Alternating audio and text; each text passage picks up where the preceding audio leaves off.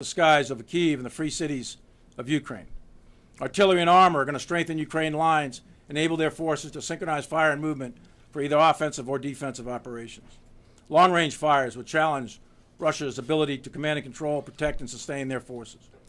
The Ukrainian soldiers wear the blue and yellow of the Ukrainian flag, but the colors of 50 other nations that met today stand beside Ukraine to support the principles of the rules-based international order, a system in place to prevent aggression and uphold the values of liberty and sovereignty. That system is what preserves the peace and provides benefit throughout the globe. As President Biden and Secretary Austin and many others, to include all the leaders of Europe, have said many times, that we will remain committed for as long as it takes. Thank you, and I look forward to your questions. Thank you, gentlemen. First question will go to Lita Baldor, Associated Press. Thank you. Mr. Secretary, you said you spoke with your counterpart. Can you give us a sense of the Russians' reaction to the call? Did they suggest to you their defense that this was an accident or intentional or that it never happened? Can you just give us a better readout of your call? And General Milley, have you spoken to your counterpart, or are you intending to do so? And do you believe, after what you've seen, that this was intentional? Is this considered an act of war? Well, thanks for the question, Lita. I won't speak for Minister Shoigu, nor will I get into the details of our discussion. I'll just reiterate that the United States will fly and operate wherever international law allows. Now, we take any potential for escalation very seriously, and that's why I believe it's important to keep the lines of communication open. I think it's really key that we're able to pick up the phone and engage each other, and I think that will help to prevent miscalculation going forward. So, Lita, thanks for the question. On the intentionality, don't know. I do plan to talk to my counterpart, General Gerasimov. We have a scheduled call. We'll see if that works out. So, was it intentional or not? Don't know yet. We know that the intercept was intentional.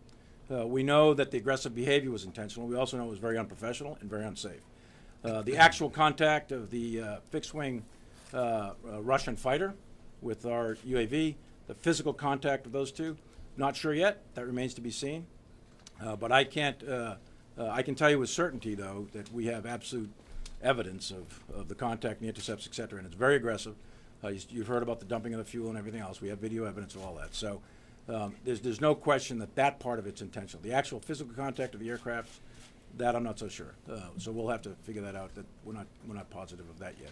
As far as an act of war goes, I'm not gonna go there. Incidents happen, and clearly we do not seek armed conflict with Russia, and I believe that at this point we should investigate this incident and move on from there. But we will continue to exercise our rights in international airspace. Okay. Let's go to Dan Lamothe, Washington Post.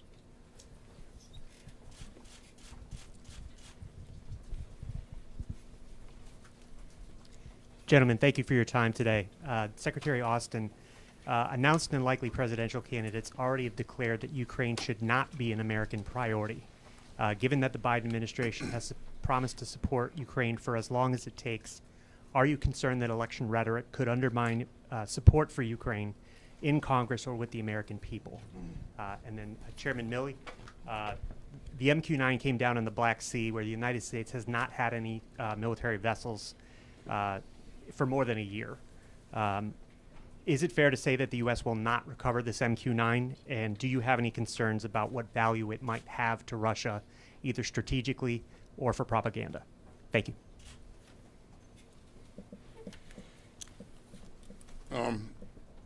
Thanks, Dan. I would, in terms of the importance of Ukraine, first of all, we've seen bipartisan support for providing security assistance to Ukraine throughout up to this point. I expect that we'll continue to see that going forward. We've heard some senior leaders on both sides of the fence say that, and so I expect that we'll continue to enjoy that support. But you know, Dan, Ukraine matters. It matters not to just Ukraine or to the United States. It matters to the world. This is about the rules-based international order. It's about one country's ability to wake up one day and change the borders of its neighbor and annex its neighbor's sovereign territory. And as we've seen, countries around the world don't think that's a good idea. And that's why you've seen 50 countries not only come to the initial meetings of the Ukraine Defense Contact Group, but they continue to come back and they continue to work hard to ensure that Ukraine gets everything that it needs to be successful. And that'll remain our focus going forward. So Dan, on the recovery piece, we know where it landed in the Black Sea. It's probably about maybe 4,000 or 5,000 feet of water, something like that. So any recovery operation is very difficult at that depth by anyone. That's the first point. Secondly is, true, we don't have any ships there, but we do have a lot of allies and friends in the area. We'll work through recovery operations. That's U.S. property, and we'll leave it at that at this point. Focus going forward. So Dan, on the recovery piece, we know where it landed in the Black Sea. It's probably about maybe 4,000 or 5,000 feet of water, something like that. So any recovery operation is very difficult at that depth by anyone. That's the first point. Secondly is, true, we don't have any ships there, but we do have a lot of allies and friends in the area. We'll work through recovery operations. That's U.S. property, and we'll leave it at that at this point. But it probably broke up. There's probably not a lot to recover, frankly. As far as the loss of anything of sensitive intelligence, et cetera, as normal, we would take, and we did, take mitigating measures. So we are quite confident that whatever was of value is no longer of value. Our next question will go to Ellie Watson, CBS. Thanks for doing this. Secretary Austin, General Milley mentioned the video. We've heard reports there you're working to declassify video of the incident. What does that video show, and when will that video be released? Why hasn't it been released yet? And General Milley, Secretary Austin talked about the pattern of behavior. How often is Russia conducting these harassing maneuvers, and has it increased in recent weeks? Well, thanks, Ellie. As you know, as you said, we are still going through videos and photographs to ascertain what we can release, what we can provide. But in terms of what the video shows, we remain confident in the facts that we have conveyed thus far, and that will not change in terms of what happened and how it happened. And so, again, we'll work through as quickly as we can to evaluate videos, and if we'll let you know when we have something that we, in terms of video or stills, that we can provide you. So. In terms of the pattern of behavior, Ellie, yes, this is a part of a pattern of behavior. The United States and Russian military forces operate in proximity to each other throughout the world. We're operating in the Middle East, in Syria, for example.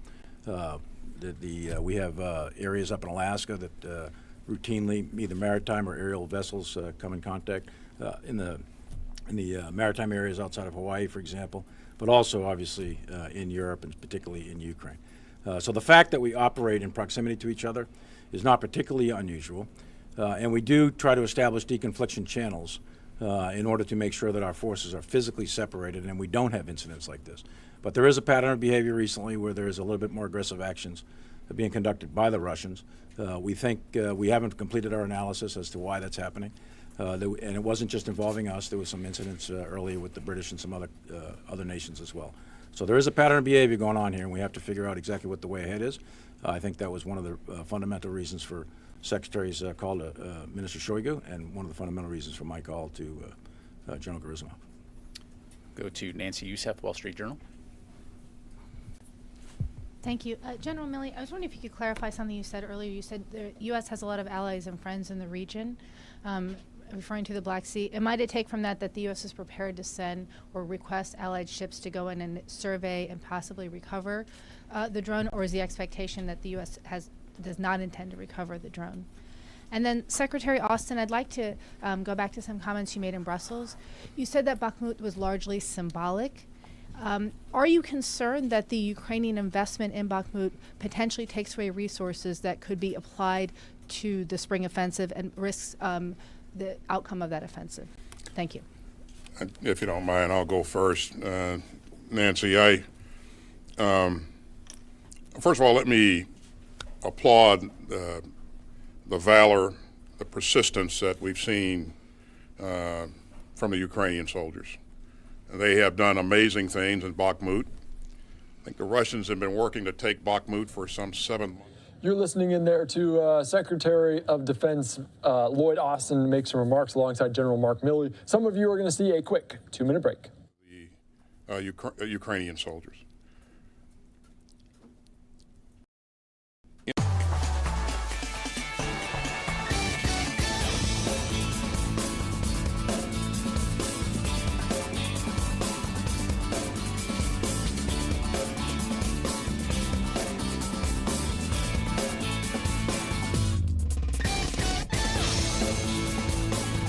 Zelensky's call and not, not anybody else's. And again, our goal is to make sure that we're supporting him in whatever decision he's got, battlefield decision he's, and probably will mean that he is positioning himself to maintain advantage. And so I think that's the real key there. But whether or not he stays there or how long they stay there, that's President Zelensky's call and not, not anybody else's. And again, our goal is to make sure that we're supporting him in whatever decision he's got, battlefield decision he's going to make. And by the way, we're generating combat power to a degree that we believe that it will provide them opportunities to change the dynamics on the battlefield at some point going forward. Whatever point that is, whatever they want to do in the future, I think the platforms, the training, the sustainment, the maintenance that we're providing it will make a significant difference. And as we work through all of this with our allies and partners in detail today in the meeting, we are on pace. And that's in large measure due to the professionalism of our forces who are conducting the training and equipping, but also forces around Europe. As the chairman pointed out, there are a number of countries that are conducting training in their countries. They're providing various platforms. And we're really focused on how we're going to sustain those platforms as well. So. And Nancy, on the question of the recovery piece, I wouldn't read too much into what I said. We do have allies and friends in the region. We don't have any naval surface vessels in the Black Sea at this time. And we'll work up options. But as I said at the outset, this is probably about 4,000 or 5,000 feet of water. And it probably, don't know for certain yet, it'll be days before we have actual facts on the impact and what debris is there. Probably sank to some significant depths. So any recovery operation from a techno standpoint would be very difficult. If there is reason to believe that we could or recover something, then we'll work up options for the Secretary and the President to consider, and we'll move from there. But we do have options, and we do have friends and allies in the region. Okay, we have time for one more. Let's go to Qasim.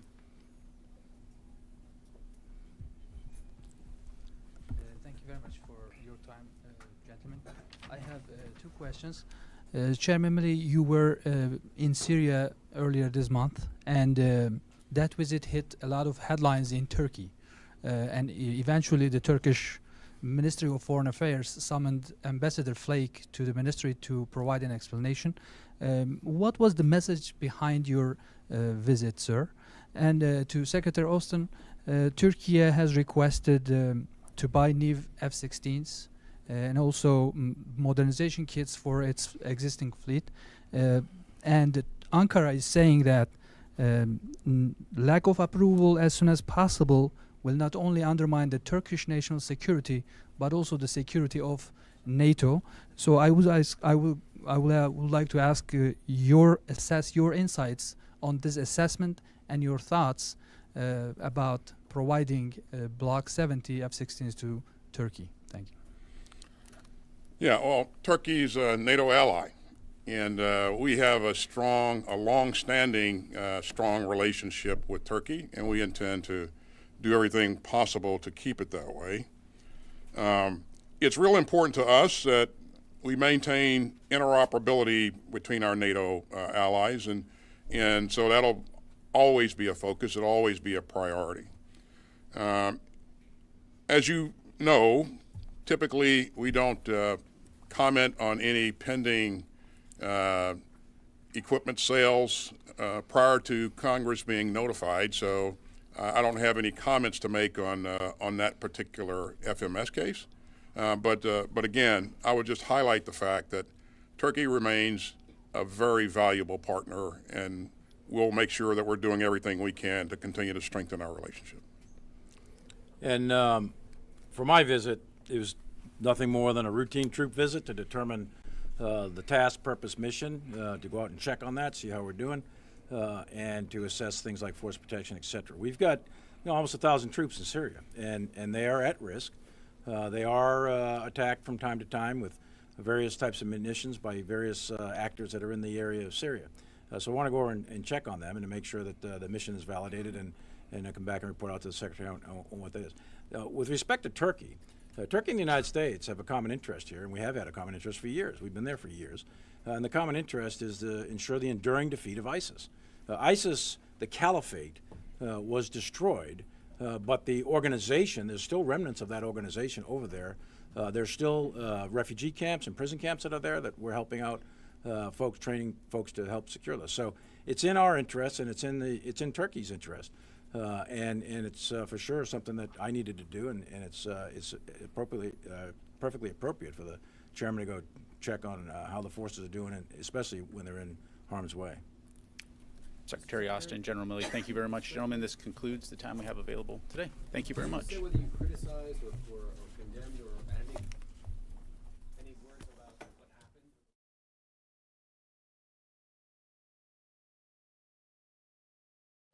You were just listening there as they were providing an update, especially relating to that U.S.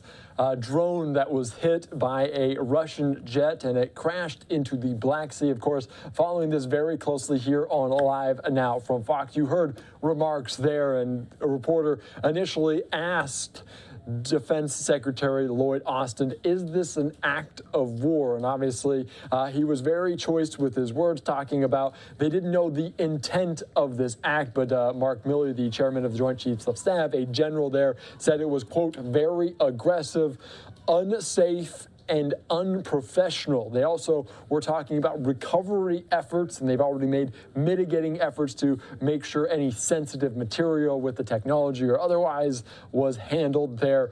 So certainly some strong comments from Defense Secretary Lloyd Austin, and also Mark Milley there as the Pentagon providing an update on this latest strike there in the Black Sea as tensions continue to be elevated between the United States and Russia. And they're also providing an update on the support for Ukraine. So we're following all of that very closely here on Live Now from Fox. We're following it very closely as we just passed that 1 year mark, and a diplomatic fight is brewing between Moscow and Washington after an aerial collision over the Black Sea. Of course, for more on this, we go out to Fox News correspondent Mike Tobin from Kyiv.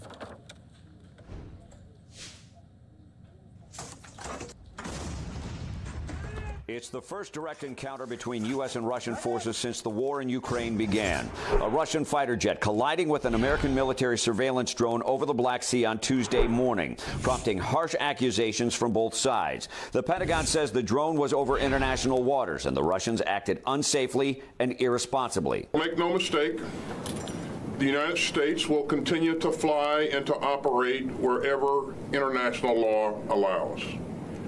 And it is incumbent upon Russia to operate its military aircraft in a safe and professional manner. But Moscow tells a different story, claiming the drone ventured into an area declared off limits by the Russians and caused the collision with a, quote, sharp maneuver.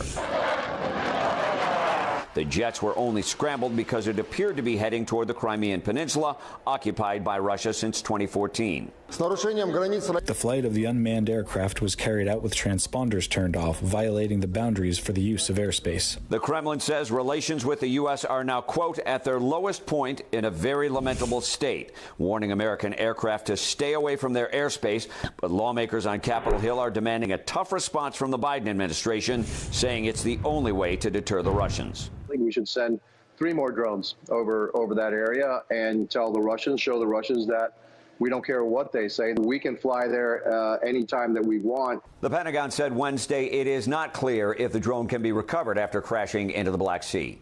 In Kyiv, Mike Tobin, Fox News. Thank you so much for that latest update. Of course, following it very closely here on Live Now from Fox. We just heard from Defense Secretary Lloyd Austin as well as General Mark Milley. So certainly a story that we're going to continue to follow very, very closely here on Live Now from Fox. We want to continue to move our attention around the country. Some Live Now looks, as you can see, the market making some gains after being down some 700 points. Now half the way back to neutral here, 340 or so odd points as we close in on the end of the day. We're following all these top stories.